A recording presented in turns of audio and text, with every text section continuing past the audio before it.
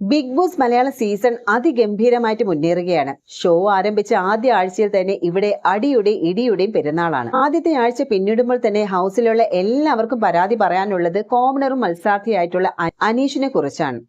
തങ്ങൾ പറയുന്നത് കേൾക്കാൻ നിന്ന് തരുന്നില്ല എന്നും ഒറ്റപ്പെട്ട സ്ട്രാറ്റജി പുറത്തെടുക്കുന്നു എന്നും മോശമായിട്ട് സംസാരിക്കുന്നു എന്നീ തുടങ്ങിയ പ്രശ്നങ്ങളാണ് അനീഷിനെതിരെ ഹൗസിലുള്ളവർ ഉന്നയിക്കുന്നത്. മൈജി വഴി ബിഗ് ബോസിലേക്ക് എത്തിയ അനീഷ് പ്രേക്ഷകർക്കും ഹൗസിലുള്ളവർക്കുമെല്ലാം പുതിയൊരു മുഖമാണ്.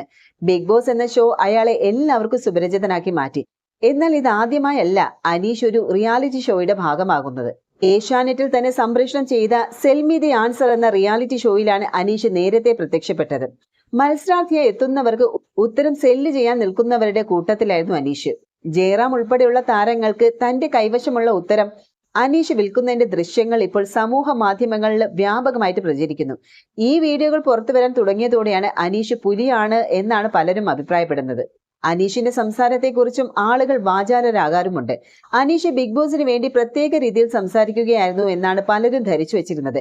എന്നാൽ യഥാർത്ഥത്തിൽ അങ്ങനെ തന്നെയാണെന്ന് അറിഞ്ഞപ്പോൾ പലർക്കും അതിശയം തോന്നി.